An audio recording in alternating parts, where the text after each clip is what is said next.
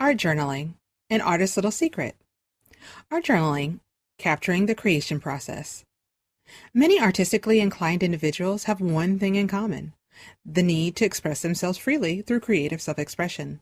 One way to do this is by using an art journal for sketching, drawing, doodling, painting, color mixing, writing, collaging, exploring, and other art styles and techniques.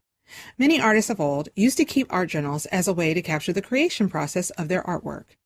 Leonardo da Vinci kept many sketchbooks that show the progression of many ideas, thoughts, theories, compositional arrangements, different perspectives, experimentations, and problem-solving notations.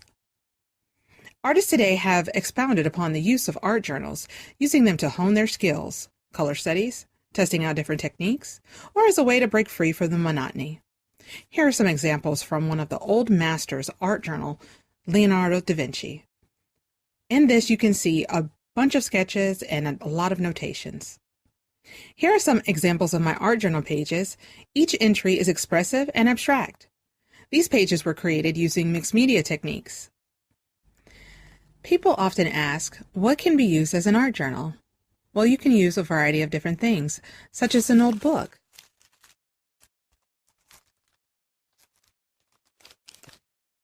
You simply glue a few pages together, add gesso, and begin painting. You would do the same thing with a composition book.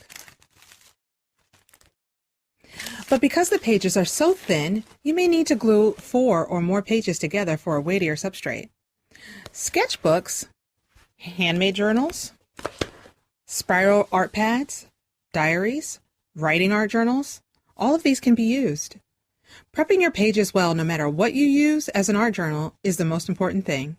Here is a sample clip of me prepping pages in an old book. First, ripping out pages because I won't need all of them, and that is also to make room in case I need to use thick embellishments, therefore I can close the book later.